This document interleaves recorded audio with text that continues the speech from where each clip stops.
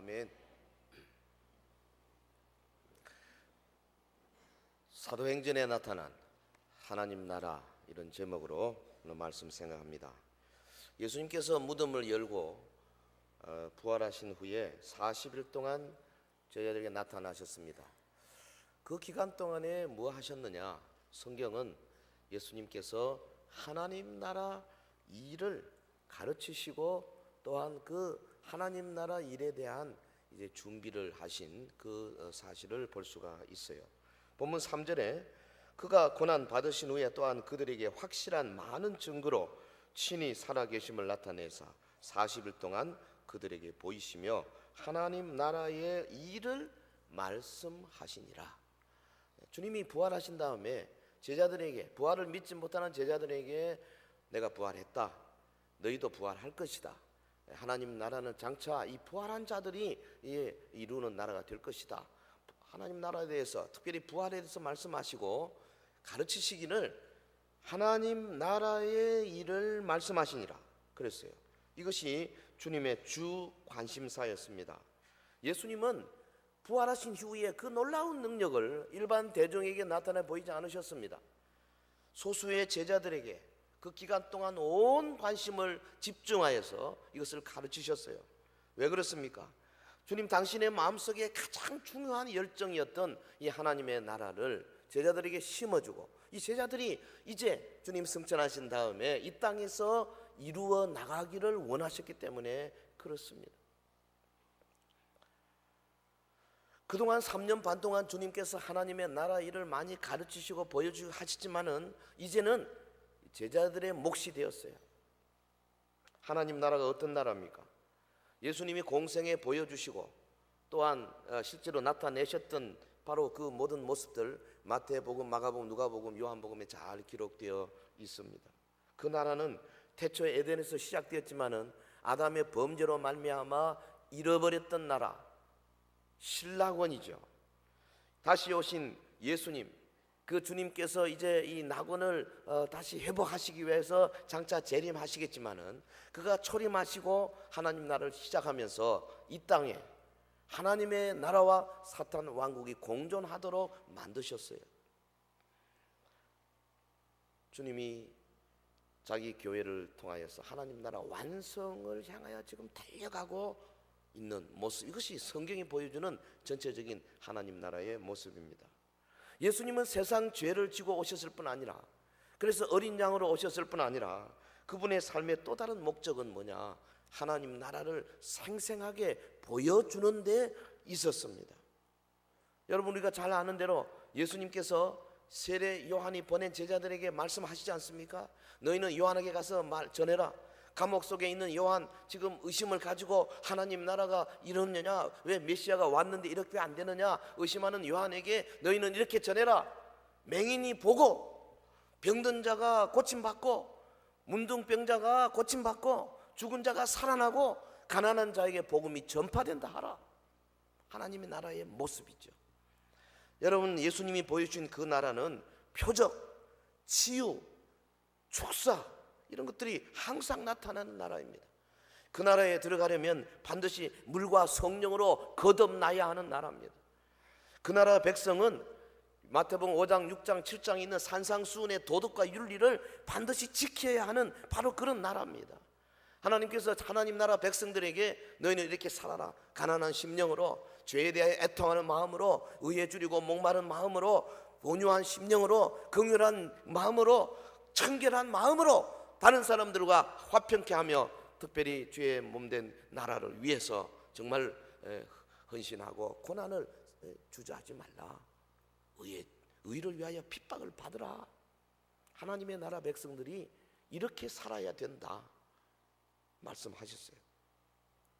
주님은 그분의 나라가 이 세상에 속한 것이 아니라고 말씀하셨습니다. 만일 그 나라가 이 세상에 속했다면 예수님은 자신의 제자들이 인간적이고 군사적인 방법으로 싸웠을 것이라고 말씀하셨어요. 그러나 그 나라의 진정한 목적은 먼저 영적 영역의 전투에서 승리를 거두고, 어디서요? 십자가에서. 주님이 보혈로 마귀의 모든 권세를 이기셨지 않습니까? 영적 영역의 전투에서 승리를 거두고, 그 다음에 영적으로 더럽혀진 이 낮은 수준의 하늘에서 악한 영들을 쫓아내고, 그리고 이어서 강력하고도 점진적인 영향력을 행사해서 이 땅에서 하나님의 뜻이 더 드러나고 하나님의 뜻이 더 이루어지도록 최선을 다하고, 그리고 마지막으로 온 땅을 점령하여 그 땅을 변화시키는 것이 하나님 나라 목적입니다. 이를 위해서 주님은 일꾼들을 세우시고 말씀을 주시고 교회를 세우셨어요. 순서가 있어요. 일꾼이 먼저고 그 다음 말씀이고 그 다음에 교회예요. 모세 먼저, 율법, 그리고 이스라엘 회중입니다. 사도들, 그리고 복음, 그리고 초대교회입니다.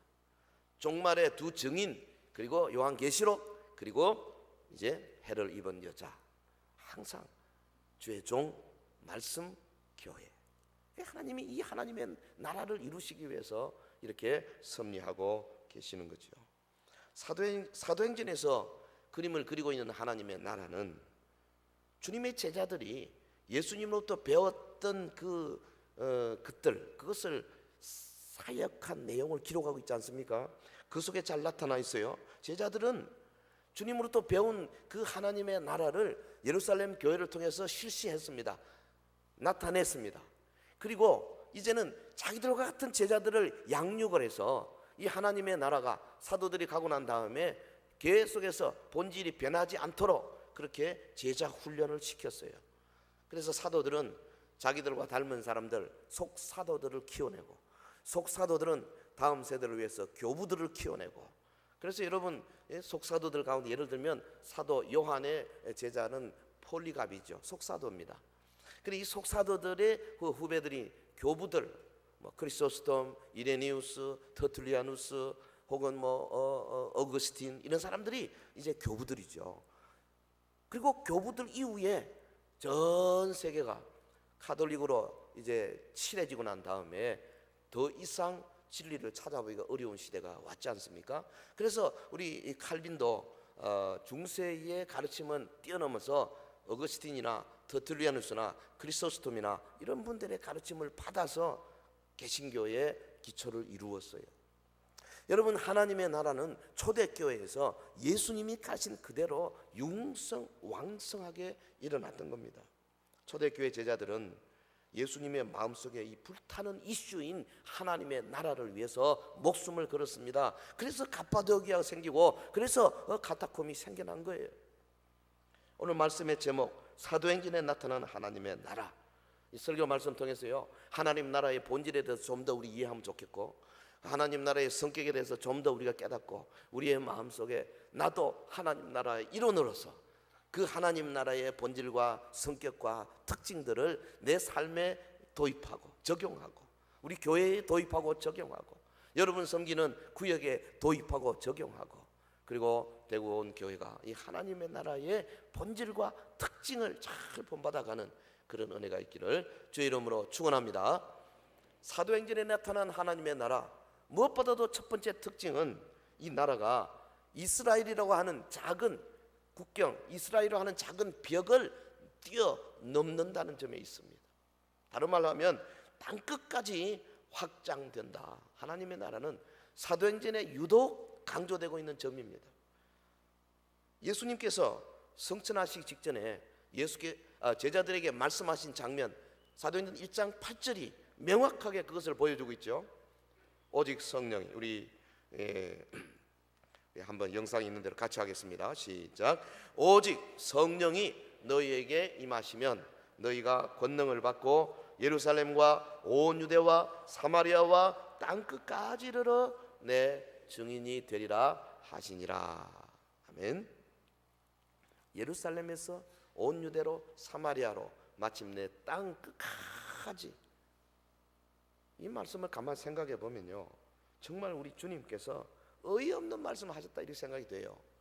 당시에 그 주님 앞에 모인 제자들은 한 줌도 안 되는 소수입니다. 돈도 없습니다. 조직도 없습니다. 사회적으로 내세울 사람이 한 명도 없습니다. 보잘것없는 초라한 사람들, 못 배운 사람들입니다. 그거 몇 사람 앉혀놔놓고 땅 끝까지, 이게 우스운 이야기예요. 오늘 만약에 우리 서영교회를 향해서 주님 말씀하시면 제가 이걸 한번 비교를 한다면, 너희는 지구뿐 아니라 화성과 목성과 토성까지 가서 아마 이 정도 되지 싶어요. 묻지도 않고 아멘도 안 하고 엄청난 명령이에요. 왜 그러냐? 하나님 나라의 본질이 이스라엘이라고 하는 작은 벽을 뛰어넘는 거기 때문에 그런 거죠. 할 수 있다 안 했다 그게 문제가 아니에요. 원래 그게 있으면 안 되는 거예요. 예수님이 부활하신 후에 제자들을 찾아오실 때 12제자는요 영판 다른 생각 갖고 있었어요. 이스라엘 나라 회복이 언제 되노? 근데 주님이 무덤을 깨고 부활하셨거든요. 나타났다가 사라졌다가, 이야, 이제는 뭐 로마 군인들이 와 잡을 수도 없고 이제는 때가 됐구나. 이스라엘을 높이 세우고 로마를 멸망시키고, 야, 이제 우리 때가 왔구나. 주님이 예루살렘을 떠나지 말고 아버지께 약속한 기다리라 그랬더니, 오늘 본문에 보면 제자들이 뭐라 그러냐면, 주께서 이스라엘 나라를 회복하심이 이때니까, 이렇게 말했어요. 예수님 뭐라 그러셨습니까? 때와 시기는 아버지께서 자기의 권한에 두셨으니 너희가 알 바 아니다. 권한에 두셨다. 아버지의 권한에 두셨다는 말에 여러분 주의하시기 바랍니다. 권세, 아버지의 권세에 두셨다. 이건 매우 중요한 말씀이에요. 나무 권세에 있는 걸 함부로 건들면 안 돼요.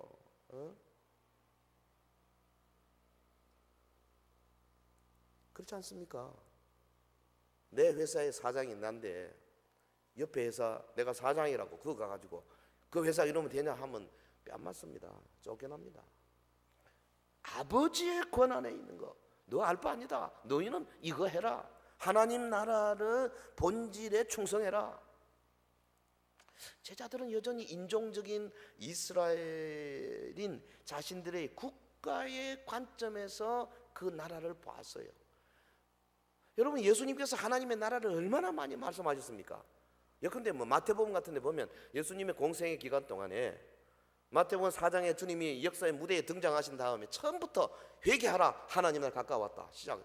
그다음 5장 6장 7장에 하나님 나라 백성들은 이렇게 살아야 되느니라, 심령이 가난해야 되고 애통해야 되고 온유해야 되고 의에 줄이고 목마르고 긍휼히 여기고 마음이 청결해야 되고 화평케 해야 되고 의를 위해 핍박받아야 되고 이렇게 살아야 되느니라, 흠맹세 하지 말아야 되고, 뺨을 왼뺨 때리면 오른뺨 대고, 오리 가자면 심력 가지고, 원수를 미워하지 말고 원수를 사랑하고, 다 좋은 말씀. 이게 뭐냐? 하나님 나라 백성들이 어떻게 사느냐, 하나님 나라 백성의 윤리와 도덕을 말하잖아요. 그 5장 6장 7장. 근데 마태복음 8장 9장 10장이 뭡니까? 바로 이 하나님의 나라 백성들이 나가서, 이 윤리와 이 도덕을 가진 하나님의 나라 백성들이 나가서 병자를 고치고 귀신을 쫓고 역사를 이루고 자연을 제압하는 역사가 거기 기록이 돼 있어요. 하나님의 나라는 거죠, 이것도. 그래도 제자들이 잘 알지 못하니까 여러분 마태복음 13장 같은 데 보면 예수님께서 비유를 가지고 하나님의 나라는 씨 뿌리는 자와 같으니라, 하나님의 나라는 들의 감축인 보화를 찾은 자와 같으니라, 하나님의 나라는 진주 발견한 자와 같으니라, 겨자씨와 같고 누룩과 같고, 하나님의 나라는 바닷가에서 그물을 가지고 그릇 모으는, 그래서 좋은 것은 이제 곳간에 드리고 나쁜 것은 버리는 그런 것과 같으니라, 하나님의 나라에서 비유를 7가지나 하셨어요. 여러분, 그래도 제자들이 잘 알지 못하니까 주님이 끊임없이 하나님 나라 계속해서 말씀하시다가 마지막 마태복음 28장에 가보면 부활하신 다음에 주님 말씀하시기를, 하늘과 땅의 모든 권세를 아버지께서 내게 주셨으니 그러므로 너희는 가서 모든 민족으로 제자를 삼아서 아버지와 아들 성령으로 세례를 주고. 이게 뭡니까? 하나님의 나라를 확장하는 사역을 하라고 말이죠. 그렇게 말씀하시는데, 여러분, 부활하신 예수님 앞에서 제자들은 여전히 자기의 선지자들이 그처럼 이 하나님의 나라는 열방을 위한 것이라고 이미 선지자 이사야를 통해서, 예레미야를 통해서, 스가랴를 통해서 말씀했지만은 저들의 시야가 제한됐어요. 귀가 제한됐어요. 꼭 듣고 싶은 말만 듣는 거예요. 근데 요즘은 우리도 그런 것 같아요. 실컷 들으면 자기 듣고 싶은 것만 들어요. 듣기 싫은 거는 다 잊어버리고. 그렇지 않습니까? 한 사람이 말하고 10사람이 들으면 나중에 물어보면 다 달라요. 자기 기억 믿을 수 없습니다. 그래서 이 객관적이기를 참 노력하는 것이 정말 필요해요. 이 사람들은 다윗의 아들이 와서 다윗의 물리적인 보좌를 다시 세우고 그의 왕국을 회복하리라고 믿었어요. 그런데 보니까 나사렛 예수 이 젊은이가 다윗의 후손 같거든요. 그가 이제는 물리적인 이스라엘을 다시 회복하고 로마를 꺾어버리고 왕권을 세우리라고 생각이 된 거죠. 저들이 생각하는 하나님 나라는 철저하게 이스라엘의 벽 안에 갇혀 있었습니다. 여러분, 인종적 이스라엘을 유일한 하나님 나라로 되돌리는 것은 결코 하나님의 의도가 아니었어요. 이스라엘이 생기기 전 아브라함 때도 이미 욥이라는 사람이 있을 거예요. 개인 족속들이 있었어요. 그런데 어떻게 아브라함의 자손 가운데 이스마엘도 있고 이삭도 있잖아요. 아브라함의 자손 가운데 이삭도 에서와 야곱이 있잖아요. 쌍둥이 있잖아요. 그 야곱의 자손만 이스라엘이 됐는데 어떻게 자기들만 하나님의 나라라고 말할 수 있느냐 이 말이지.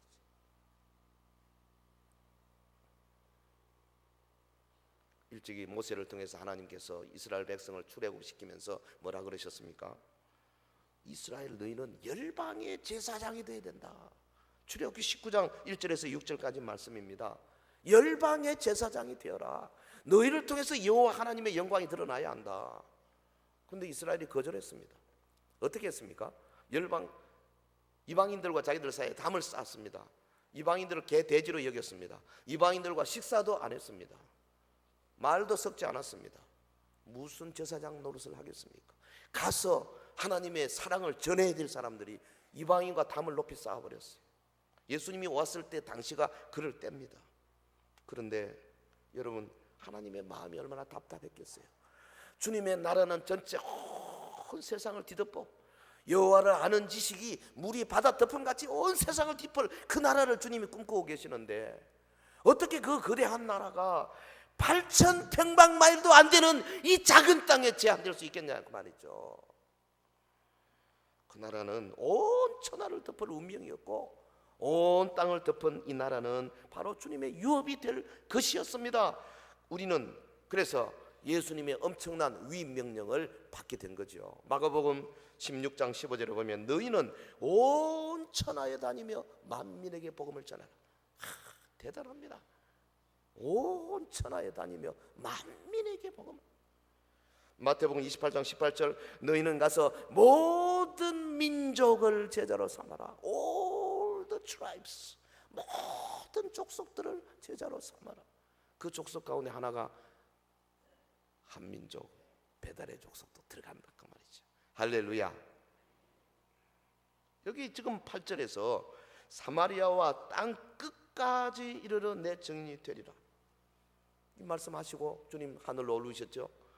그리고 성령 보내서 오순절이 되었습니다. 한 120명 정도 모인 철저하게 순종하는 무리들을 위해 하나님께서 성령을 가득히 부으셨어요. 그날 바로 그때에 하나님 나라의 권능이 풀어지게 된 거죠. 그전까지 없던 역사입니다.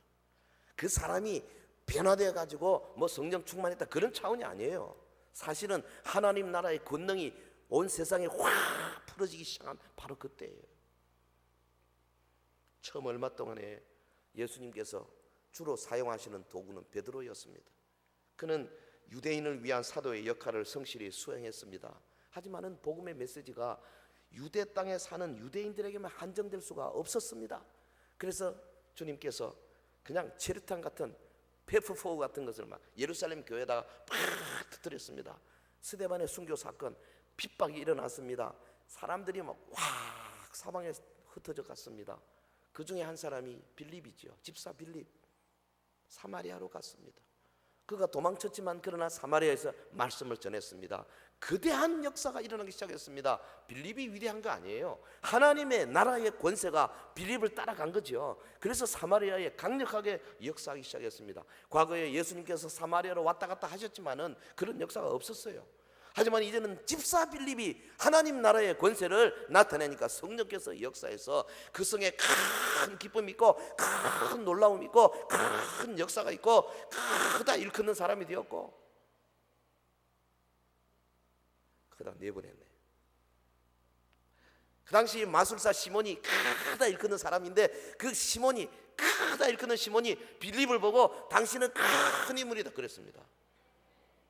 이 사도행전을 기록한 사람이 막 놀래가지고 거기다 크다 6번이나 기록해놨어요. 하나님의 나라 역사예요. 하나님 나라가 이스라엘의 벽을 넘기 시작한 거죠. 사마리아가 이스라엘에 있었지만 사실은 사마리아는 혼혈족 아닙니까? 주님이 본격적으로 이스라엘의 벽을 넘기 시작한 것이 바로 베드로를 통해서 고넬료 전도한 겁니다. 여러분 사도행전 10장에 보면 고넬료 이방 이태리 백부장이 아닙니까? 완전 허연 사람, 백인입니다. 이태리 사람이에요. 그 사람에게 복음이 전거되기 위해서 하나님이 베드로를 사용하시되, 그 베드로의 딱 닫힌 마음을 열기 위해서 환상을 3번씩이나 보여줘서, 베드로야 내가 깨끗하게 했으니 잡아먹어라, 가서 전해라. 겨우 베드로를 시켜서 고넬료의 집을 방문케 하고 역사를 이루었죠. 여러분 베드로와 함께 간 유대인들이 고넬료 온 일가족이 성령 받는 것을 보고 뭐라 그랬습니까? 우리가 오순절 때 받은 성령과 똑같은 역사가 일어나는 도다. 그래서 그가 세례를 주는데 아무도 반대하지 않았습니다. 동시에 우리는 당시 열렬한 바리새인이었던 사울이라고 하는 청년, 성경을 통해서 읽습니다. 그는 유대교의 광신자였어요. 예수, 나사렛 이단인 예수라는 자를 쫓아다니는 사람들 내가 다 잡아주겠다. 그리고는 눈에 불을 켜고 핍박의 최전선에 나섰는데, 다메섹에서 주님께서 강력하게 역사해서 그를 완전히 바꿔버리십니다. 어떻게 됐습니까? 여러분, 하나님의 나라 복음이 더 이상 유대인의 경계에서만 머무를 수 없었을 때에 하나님은 흘러 넘치는 강물처럼 벽을 넘어서 이방 세계를 막 침공해 가는데, 그게 첫 번째 제일 앞장선 사람 바울을 사용했습니다. 얼마나 그가 강력하게 변화됐냐. 엊그저까지 같은 동료가 이제는 죽이려고 할 정도로 바울이요 강력하게 역사하는데요, 처음부터 하나님의 나라가 모든 종족과 모든 계층과 모든 성별을 포용한다고 그는 주장한 사람이에요. 베드로나 요한이나 혹은 당시의 일반 12 사도들과는 좀 다른 생각을 갖고 있었어요. 사도는 본래 그가 이방 땅에 다소에서 자랐기 때문에 그래서 그런 것 같아요. 하나님이 그를 크게 사용하시지 않습니까? 여러분, 그를 통해서 하나님의 나라가 땅끝까지 전파되게 된 것이고 마침내 오늘 우리에게까지 전파되어 온 줄로 믿습니다. 그러니까 우리가 복음을 받는 순간에 우리는 어떤 복음을 받았느냐? 복음의 그 성품, 복음의 본질 자체가 이스라엘의 벽을 넘어서 나가야 되는 거예요. 여러분 마음속에 복음이 들어왔으면 이미 한 개인을 넘어서 다른 사람에게, 믿지 않는 사람에게는 나가야만 그 복음이 움직일 수밖에 없도록 그런 복음이에요. 전도하지 않냐고 복음을 받고 나만 천당 가겠다 하는 사람은 복음을 받은 것이 아닙니다. 딴 거 받은 거예요. 전도하는 사람만이 복음을 받은 사람으로 결론 짓게 될 것입니다. 할렐루야. 주님은 전도하지 않는 사람에 관심 없어요. 주님은 복음을 전하는 사람에게 관심이 있어요. 복음을 전하는 사람에게 모든 표적을 약속하셨어요. 너희는 나가서 온 천하에 복음을 전하라. 믿는 자에게는 표적이 따른다. 귀신 쫓고 세방은 말하고 병들을 좀 고친다. 전도자에게 이런 표적을 약속했다 이 말이죠. 사도행전에 나타난 하나님 나라 큰 특징, 이스라엘의 벽을 넘는다. 자, 두 번째 특징은 뭐냐 하면 본문 2절에 보입니다. 하나님 나라, 어떤 나라냐? 예수님께서 하신 명령에 절대 순종하는, 바로 그것이 하나님 나라의 귀한 특징이에요. 이 나라에서 살려면 예수님 명령에 순종해야 합니다. 순종. 이 군사적인 용어거든요. 군사적 순종이에요. 본문 2절에 보면 그가 택하신 사도들에게 성령으로 명하시고 승천하신 날까지의 일을 기록하였노라. 예수님은 사도들에게 제안하지 않으셨습니다. 제안. 이러면 어떨까요? 저러면 어떨까요? 권면하지도 않았습니다. 이러는 것이 좋겠는데 저러는 것이 좋겠는데 그러지도 않았어요. 명령하셨어요. 주님은 여러분 한번 성경 읽어보면 명령이나 명하였다는 말을 체크하면 수백 번 나옵니다. 다 명령입니다. 근데 오늘 이 시대는 명령을 매우 싫어하는 시대예요. 뭐든지 내가 택하겠습니다. 예? 이러한 이안을 주십시오. 내가 자꾸 택하도록 하는데요, 예수님은 택하기를 원하지 않고 명령 순종하기를 원하시는 거예요. 여기 명했다, 명령이라는 것은 군대 용어입니다. 우리 주님은 하나님 아버지의 명령에 본인이 적극적으로 순종했어요. 그리고 동시에 제자들에게 명령하고, 이 제자들의 명령은 오늘 우리에게 주는 명령이에요. 주님의 명령에는 오직 군사적인 순종이 있을 뿐인 줄 믿습니다. 하나님 나라에 속한 백성들은 순종하는 자들입니다. 군대에서 상관의 명령에 절대 복종하는 군인들, 이거 외에는 다른 길이 없잖아요. 예? 하나님의 백성이라면은, 내가 하나님의 백성이라면 주님의 계명, 주님의 명령에 내가 할 수 있는 유일한 반응이 뭐냐? 예, 알겠습니다, 이겁니다. 제가 하겠습니다, 이거예요. 글쎄요, 올전에 좀 생각해 봐야 되겠는데요, 그건 아닙니다.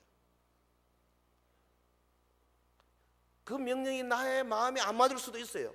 내가 동의할 수도 있고 동의 안 할 수도 있어요.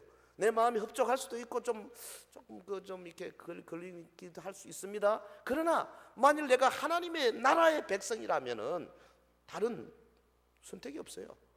받은 대로 행해야 되고, 그것도 즉시 행해야 되는 겁니다. 그게 하나님 나라 백성이에요. 그렇지 않으면 하나님 나라 백성이 아닌 거죠. 양다리 걸친 건 없습니다, 성경에. 우리가 그렇게 생각하는 거죠. 생각해 보십시오. 자, 어느 부대에 군인이 병사가 지휘관에게, 부대장님, 그건 너무 자꾸 그렇게 명령하지 마십시오. 제가 지금 야구 중계를 보고 있는데 요거 다 한 2시간 동안 요거 다 보고 난 다음에 그때 가서 할게요. 그럼 어떻게 되겠습니까? 적시로 불려나와서 주먹으로 한 대 맞고 초태뼈 까이고 계속해서 반대하면 영창 보낼 겁니다. 그게 군대예요. 부대장님, 제가 보기에는 부대장님 명령은 좀 문제가 있는데요, 좀 안 맞는데요. 오늘 좀 생각해 좀 해보고요, 내일 좀 다시 한번 대화합시다. 그 사명은 즉시 전출이나 쫓겨나거나 영창이나 몇 중에 하나입니다. 그게 군대예요.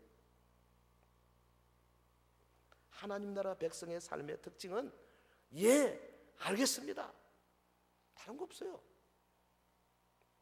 예수님께서 12사도를 뽑으실 때 주님이 뭘 보셨어요? 우리 같으면 요즘 뭐 일엑스 보고요, 학교 어디 나왔나, 건강이 어떤가, 뭐 성품이 어떤가, 가정 사정이 어떤가, 부모가 뭐 하나, 다 이렇게 따져보지 않습니까? 저희도요, 뭐 이렇게 사람 뽑을 때 그렇게 많이 봅니다. 이것저것 다 계산합니다. 근데 사실 우리 예수님은 일엑스도 안 봤고요, 딱 하나 봤어요. 그 사람의 자격, 그 사람의 배경 이런 거 안 봤어요. 딱 하나, 순종하느냐 안 하느냐. 베드로와 안드레가 그 갈릴리에서 그물을 던지고 있었습니다. 아마 요 정도 물 찬 데서 그물 한 6, 7m짜리 그물을 들고 하나, 둘, 셋 탁 던지고 잡아 당기고, 예수님 물끄러미 보니 괜찮아 보이거든. 열심히 일하는 거 보고 나를 따라오너라 한마디 했어요. 그러니 저들이 즉시로 그물을 버려두고 따라왔어요. 순종. 조금 더 가다가 세베대의 아들 야고보와 요한이 아버지와 그 하인들과 함께 그물을 깁는 것을 보시고, 아버지 말을 잘 듣네, 효성이 지극하네, 분위기가 좋아요. 근데 또 마지막 시험이 뭡니까? 나를 따라오너라 하시니 야고보와 요한이 벌떡 일어나서 아버지와 그물과 하인들을 그 자리에 남겨두고 따랐다 그랬어요. 주님 지나가시다가 세관에서 이제 일하고 있는 마태를 보셨습니다. 마태를 보고 나를 따르라 하시니 마태가 세관에서 일하다가 이것저것 환송식 같은 것도 없어요. 그냥 딱 놓고 바로 따랐다 그랬어요. 주님이 보신 것은 순종. 이게 하나님 나라의 매우 중요한 특징입니다. 예, 알겠습니다. 그래서 사도들에 의해 시작된 이 초대교회 성도들도 주님의 명령이면 목숨을 걸고 순종했어요. 예, 알겠습니다. 자, 한번 해볼까요? 제가 앞에 갈 테니까 여러분 일단 저를 신뢰하고 예, 알겠습니다 해봅시다. 예배 생활에 힘쓰라. 매일 쉬지 말고 기도하라. 주변에 부추진 영혼들을 향하여 전도하라. 성경 읽기를 기뻐하라. 매일 성경 읽어라. 성경 다 있는 거예요. 항상 기뻐해라. 예, 알겠습니다. 주의를 거룩하게 지켜라. 내 앞에 다른 신을 두지 말라. 하나님 이름을 망령되이 일컫지 말라. 절대 다른 사람을 미워하지 말라. 이웃을 사랑하라. 주를 위하여서 헌신하라. 11조 하라. 주 앞에 감사 많이 하라. 무조건이야. 뭐 여기 다른 게 어디 있어요? 이게 하나님 나라 백성들의 특징, 계명 순종하는 거. 이게 군사적 순종이에요. 예? 여러분 누가복음 7장에 보면요, 그 백부장을 우리가 보지 않습니까? 로마 백부장. 그 예수님 안에 있는 그 하나님 나라의 권세와 능력을 이해했던 최초의 사람인 것 같아. 이 사람이요. 당시 그 유대인들이 이걸 몰랐어요. 자기 수하에 병든 하인을 위해서 예수님에게 전가를 보냅니다. 이제 예수님 좀 제 하인을 고쳐 주시는데, 그런데 주여 오지 마십시오. 안 오셔도 됩니다. 거기 계셔서 말씀만 하십시오. 그러면 제 하인이 낫겠나이다. 어떻게 해서 이 백부장이 이런 생각을 하게 됐는가? 그 누가가 누가복음 7장 이제 9절 이하에 8절 이하에서 그것을 이렇게 설명을 했습니다. 나도 남의 수하에 든 사람이요 내 아래에도 병사가 있으니 이들로 가라 하면 가고 저들로 오라 하면 오고 내로 이것을 하라 하면 하나이다. 이게 무슨 말입니까? 백부장은 자신이 로마 황제 가이사의 군대, 그 군대의 조직 속에 그 권세 아래에 있거든요. 그 군대의 권위 아래에 있습니다. 그래서 자기가 가진 권위가 완전한 권위는 아니지만 중간 권위지만은 그 권위를 가지고 자기 밑에 있는 자에게 명령하면 그 권위가 그대로 통하게 돼 있다 그 말이죠. 그래서 가라 하면 가고 오라 하면 온다 이 말이에요. 수하에. 근데 예수님 당신도 마찬가지입니다. 하나님 나라 권세가 주님에게 있지 않습니까? 그 권세를 가지고 뭐 여기까지 오실 필요 뭐 있습니까? 그냥 말씀만 하십시오. 병 나아라 그러면 낫겠나이다. 이야, 이거요 놀라운 믿음입니다. 그래 예수님이 깜짝 놀라셨어요. 성경에 뭐라 그랬습니까? 이스라엘 중에도 이만한 믿음을 만나보지 못하였노라. 예수님을 놀라게 한 유일한 사람입니다. 이 사람이. 이것도 이방인이 말이죠. 이 사람이 무슨 영적인 사람도 아닌데요, 뭐 가지고 세상의 이치 가운데 권세가 어떻게 역사하는가를 알았기 때문에 그걸 그대로 영적으로 적용했을 뿐이에요. 하나님 나라가 바로 이겁니다. 여러분, 거룩한 권세 아래에 있어야, 위로부터 그 권세 아래에 있어야 그 권세 중에 일부를 가지고 내가 사용할 수 있는 거예요. 내가 그 안에 들어가야 돼요. 로마 백부장이 그 가이사 군대의 권세 아래에 있어야 백부장의 역할을 감당할 수 있어요. 그가 가이사 황제에게 사직서를 써가지고 아이고 내가 도저히 유대 못 살겠습니다. 내 고향인 로마로 돌아가겠습니다. 거기서 우리 아이들 학교도 잘 보내고 거기도 삶의 질을 좀 높이겠습니다. 그래가지고 제대 허락받고 제대했다 합시다. 제대 통지가 그날, 그래서 군대로부터 나오는 그날부터 시작해서 백부장이 그대로 누리고 있던 로마 가이사 황제의 모든 권세, 그 권세 중 일부 그가 쓰던 권세가 사라지고 마는 거죠. 그다음에 군사 불러가지고 이렇게 시키면 그 군사가 그럴 겁니다. 죄송합니다, 전 백부장님, 이제는 더 이상 제가 당신의 부하가 될 수가 없습니다. 왜? 그건 가이사의 군대이기 때문에 그런 거예요. 저는 현대 교회에 가장 필요한 것이 바로 이 부분이 아닌가 그렇게 생각해요. 만일 사람들이, 여러분 교회는 하나님의 나라 세우기 위해서 주님이 세우신 주님의 교회 아닙니까? 주님의 권세가 확실합니다. 이 권세를 받아서 이제 그 권세를 사용하는 분들이 이 교회 안에 있어요. 지도자들이 있다 그 말이죠. 만일 일반 사람들이 오늘날 현대 교회의 지도자를 대하듯이 자신들의 회사 고용주를 대하면 대부분 호봉이 깎이거나 혹은 퇴출되고 말 것입니다. 만일 우리가 교회 안에서 행동하듯이 엄격한 군대에서 행동했다면 우리 중에 많은 사람들이 영창에 들어가거나 아니면 퇴출되었을 겁니다. 주님의 나라가요, 주의 권세가요, 너무 힘이 없어요.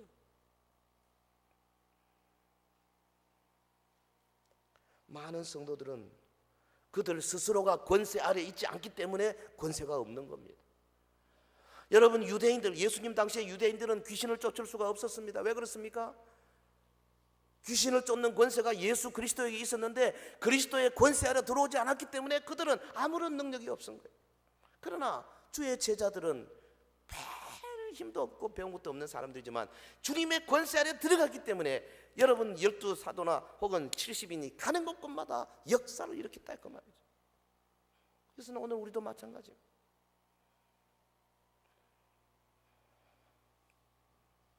진짜 문제는 성경 지식이나 종교적 활동이 아닙니다. 나의 경력이 아닙니다. 내가 그리스도의 권세에 복종하느냐 안 하느냐 거기에 달려있어요. 사랑하는 성도 여러분, 오늘 말씀이 좀 어려울지 모르겠어요. 잘 들으시기 바랍니다. 예수님을 따랐던 많은 제자들 가운데 그리고 주님의 치유 집회에 참석한 수많은 사람들 가운데 주님을 진정으로 따를 준비가 된 사람들은 많지 않았습니다. 수천 명의 사람들이 따라다녔지만은 지난 시간에 이야기했던 혈루증 여인처럼 정말 주님 앞에 온 마음을 가지고 온 사람이 별로 없다 이 말이죠. 끼게 봐야 12사도 혹은 70인 그리고 여자들 그저 소수의 여자들 합쳐서 한 120명 정도. 그들은요 한결같이 주님의 명령에 순종하는 자들이었고, 그래서 그 예수의 권세 아래에 있었고, 그래서 그가 가지는 권세를 가지고 이 세상을 뒤흔들 수 있는 힘을 가졌던 거죠. 할렐루야. 우리 모두 성령님을 통해서 군대 명령처럼 우리에게 명령하시는 예수님의 그 명령 앞에 예 알겠습니다, 탁 떨어지면 예 알겠습니다, 무조건. 이것이 하나님 나라 사도행전에 나타난 하나님 나라 특징이에요. 초대교회 성도들이 그렇게 살았어요. 그리고 세 번째로 사도행전에 나타난 하나님의 나라 특징은 뭐냐? 환난입니다. 이 나라에 들어가려면 많은 환난을 겪어야 한다. 영적 전투와 갈등을 피할 수가 없는 거죠. 14장 22절에 또 우리가 하나님의 나라에 들어가려면 많은 환난을 겪어야 할 것이다 그랬어요. 하나님의 나라가 전파될 때마다 영적인 전투가 일어나고 갈등이 생길 수밖에 없습니다. 그래서 그 나라는 언제나 핍박을 받고 이 핍박은 특별히 종교적인 사람들 통해서 오는 경우가 더 많습니다. 예수님 시대 그랬어요. 사도 바울도 그랬습니다. 왜? 세상이 너무 악하기 때문에 그렇습니다. 여러분, 세상은 점점 악해져요. 지난 세기보다 물질 문명은 정말로 놀랍게 발달하고 있지만은 그러나 살기는 점점 어려워져 가고 있고, 특별히 마귀와 귀신들의 세력들은 더 힘차게 준동하고 있습니다. 그러므로 하나님 나라를 위해서 사역하는 일꾼은 악한 영들의 공격을 받을 수밖에 없어요. 대항해서 싸워야 합니다. 하나님의 전신갑주를 입고 바로 서서 싸워야 되는 거죠.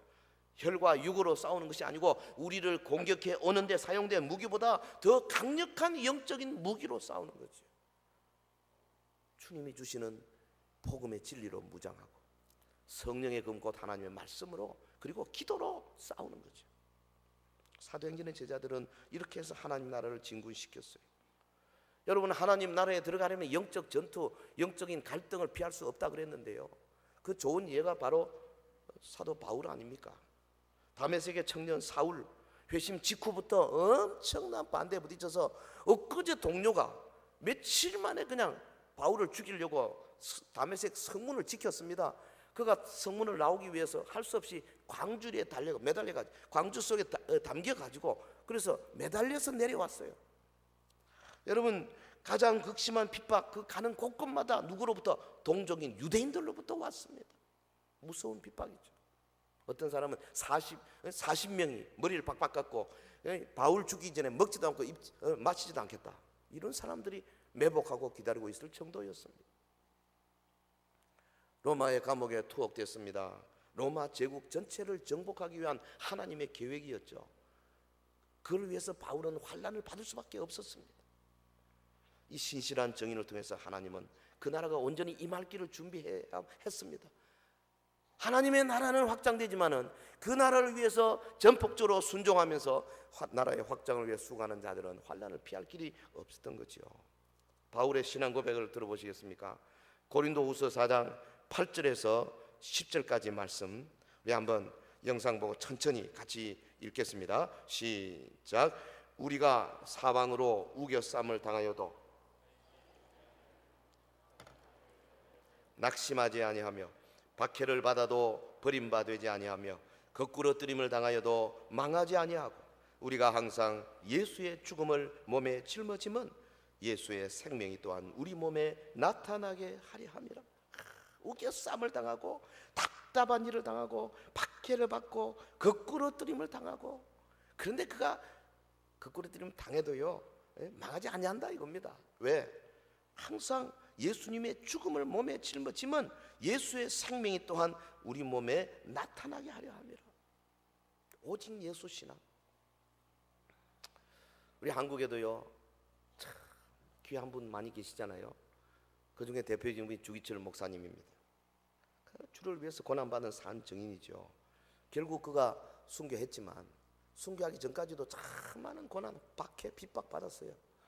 여러분 일제시대 신사참배를 이제 운동이 막 벌어질 때에 두려워서 일본 놈들이 겁이 났으니까 많은 분들이 다 돌아섰습니다. 그 중에 평양, 참 창피하지만 평양 노예원들 신사참배 결정을 했죠. 근데 이제 그 평양 노예와 소속한 산정은 교회 주기철 목사님이 신사 불참배 그냥 막 저항했습니다. 그러니까 경찰들이 이 주 목사님을 체포해 갔어요. 근데 참 너무나 안타깝게도 평양 노예가 주 목사님이 경찰에 체포됐다는 죄명으로 면직시켰습니다. 주 목사님을. 1941년 4월 23일 부활주일 대예배 시작 10분 전에 노예가 파송한 7인 위원이 경찰들 호의를 받아서 강대상을 향해서 이렇게 올라오는데 그 교회 청년들이 막 일어나가지고 싸웠습니다. 참 이 청년들이 중요하죠. 그러니까 막 옥신각신 하다 보니까 아마 좀 시끄러워지니까 일단 물러갔어요. 그 다음 날 군인 그 경찰들이 와가지고요 순사들이 와서 목과 장도리로 교회당 다 이렇게 못 들어가게 해요. 폐쇄시켰어요. 근데 그 평양 노예가 또 가관인 것은 그 누군가가 청원서를 올렸어요. 그 산정인 교회 그 목사 사택 그 뭐 교회도 안 하는데 신학교 교수 사택으로 사용해 주시오 청원서를 올려가지고 그게 통과돼 버려. 그래가지고 그 사택에 그동안에 기거하고 계셨던 주기철 목사님의 80 노모 식구들 사택에서 내쫓았습니다. 그래 이 80 노모가 대문간을 거적대기 위해서 3일 3야 기도하면서 울었습니다. 그때 그 주 목사님의 사모님은 오정모 사모님 경찰서 유치장에 가서 사흘을 금식 기도했습니다. 그래 막 그 기도한 그 기도문이 나와 있어요. 하나님 아버지, 지금 주 목사는 형무소에서, 할머니는 대문간에서, 광조는 거적대기를 쓰고 얼어 죽게 되었습니다. 하나님께서 돌아보셔서 이 추운 겨울에 얼어 죽지 않게 해 주옵소서. 그리고 이렇게 악에 악을 더하는 일본 순사들과 평양의 목사님들 회개하고 지옥을 면케 해 주옵소서. 막 이렇게 큰 소리로 기도했어요. 그러다가 3일 후에 이 사모님은 석방이 됐다 그래요. 물론 그 뒤에도 계속 있었지만 믿음을 지키려면요 핍박 이겨야 합니다. 의외로 핍박이 가까운 사람은 또 온단 말이에요. 한상동 목사님 여러분 이야기 아시는지 몰라요. 이분도 정말 옥중 성도로서 후에 8.15 해방 이후에 우리나라 참 그 신교 특별히 이 고려파 재건하는 일에 앞장서신 분이죠. 이분이 16살 때 오촌 당숙댁으로 양자되어서 갔어요. 그리고 24살에 예수 믿었어요. 그 다음에 세례를 받고 그러니까 이제 문제가 생겼습니다. 조상 재산 문제로 핍박이 막 그 집에 일어나서 쫓겨났다가 또 불러 들어왔다 쫓겨났다 들어왔다 3년 동안 그렇게 했어요. 한 번은 문중회의가 열렸는데 그 동민이 800명 중에 한 씨가 250명이었답니다. 왜 모였느냐? 그때 양자 때문에. 아니 양자를 드린 것은 제사를 지내려고 드렸는데 이놈이 이 예수쟁이가 돼가지고 제사를 안 지내니 어떻게 하면 좋으냐? 그래서 그 문중회의에서 양자 파양시켰어요. 그 청년 한상동 믿음이 불변했습니다. 자기 믿음을 지키려니까 도저히 거기 있어는 안 되겠다. 그래서 가출하기로 결심하고 전도사님하고 인원을 하고 형편을 봐서 떠날 딱 준비를 하고 있는데 그 집에서요 막 그 한상동을 찾았습니다. 왜냐하면 문중에서 축출당하니까 혹시 자살하지 않는가 이래가지고 또 그 인간적인 또 생각으로 뭐 또 불러들이고 왔다 갔다 이러다가 27살 되던 9월에 완전히 쫓겨났습니다. 진주로 갔습니다. 거기에 호주 선교사가 격려한 학교의 교편을 잡게 됐어요. 혹독한 핍박 중에 그가 담대한 신앙의 뿌리를 내려서 그 어려운 젊은 시절을 지나면서 그 신앙이 정말 반석같이 되어서 그리고 나중에 1940년부터 불어왔던 일본 그 신사 참배 강한 태풍 앞에서 그가 흔들리지 않았고 끝까지 저항하고 40년에서 45년 해방 8월 15일 해방이지 않습니까? 해방되고 그 다음날 석방된 걸로 압니다. 8월 16일까지 거의 5년 동안 만 5년간 혹독한 추위 고문 참고 견뎠습니다. 그가 폐병 3기에 걸려가지고 다 죽어갈 때에 이제 뭐 내일 모레 할 때에 그가 환상을 봤습니다. 상동아 내가 너를 치료해서 이제는 해방 후에 한국교회를 세우는데 내가 쓰겠다. 하나님께서 그에게 환상까지 보여주시는 그런 체험까지 했다 그래요. 여러분 주님의 나라와 주의 일을 위해서는 핍박과 고통, 박해를 피할 길이 없는 거예요. 오늘 여러분이 예수 믿는데 아무런 핍박이 없고 아무런 박해가 없고 아무런 손해가 없고 아무런 어려움이 없다? 좀 의심해야 됩니다. 내가 제대로 믿고 있냐? 여러분 회사에서 아무런 손해가 없고 오히려 승승장구한다? 생각해 봐야 합니다. 여러분 친구들 간에 아무런 문제가 없다? 항상 좋은 소식 생각해 보십시오.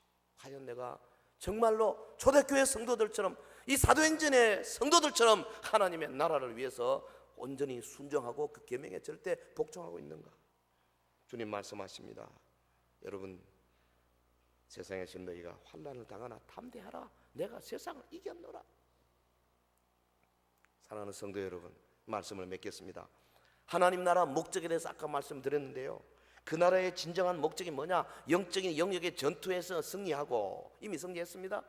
그 낮은 차원의 하늘에서부터 완전히 정결케 한 다음에 이 힘으로 세상 땅 계속해서 강력하게 하나님의 나라를 심어 나가는 거죠. 그리고 전 땅이 하나님의 나라화 될 때까지 교회를 사용하시고 일꾼들을 사용하시고 예배를 사용하고 말씀을 사용하십니다.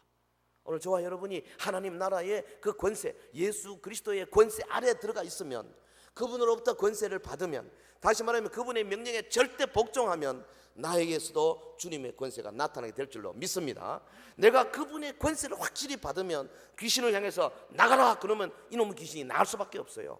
병자를 향해서 고침 받으라, 혈류는 통하라, 근육과 인대와 힘줄은 풀려라, 풀릴 수밖에 없다 그러면, 짧은 다리는 길어져라, 길어지게 되는 거예요. 하나님의 나라의 권세가 오늘 우리에게 임할 때에 그것이 그대로 역사하는 것이 초대교회고 사도행전의 역사였습니다. 오늘 이 시대에도 지금 미국이나 저 브라질이나 혹은 아프리카 북부나 여러 역사들이 강력하게 일어나고 있습니다. 한국교회가 지금 뒤처지고 있어요. 하나님이여, 우리 땅에 성령의 강력한 역사를 주셔서 하나님 나라 권세를 분명히 붙들고 그 권세에 절대 복종하는 성도들, 복종하는 지도자를 통하여서 이 땅에 하나님의 나라 역사가 크게 일어나게 하옵소서. 우리 기도 제목이 되어야 합니다. 여러분, 하나님의 나라는 이스라엘의 벽, 그 좁은 벽 8,000평방마일의 벽을 뛰어넘을 수밖에 없는 그런 거대한 그릇입니다. 하나님의 나라는 그러나 그 속에 속한 사람들에게 절대 순종을 요구합니다. 왜? 주님의 권세는 절대적인 권세이기 때문에 그렇습니다. 이 권세를 가지고 하나님을 일어날 때는 핍박을 받을 수밖에 없을 거예요. 환난을 받을 수밖에 없을 겁니다. 어려움을 당할 수밖에 없을 겁니다. 가정에서 문제가 일어납니다. 그리고 특별히 우리가 사는 이 사회에서 여러 가지로 핍박이 달려올 수밖에 없을 것입니다. 그러나 담대하라, 내가 세상을 이겼노라. 주님이 우리를 통하여서 열방의 기회의 문들을 열어주셨을 때에 정말 기도하고 나가서 복음을 전하는 일에 성공하는 저와 여러분 되시기를 예수 이름으로 축원합니다. 축원합니다. 기도하겠습니다. 우리 다 같이 합심해서 기도하겠습니다. 주의 나라가 이 땅에 확실하게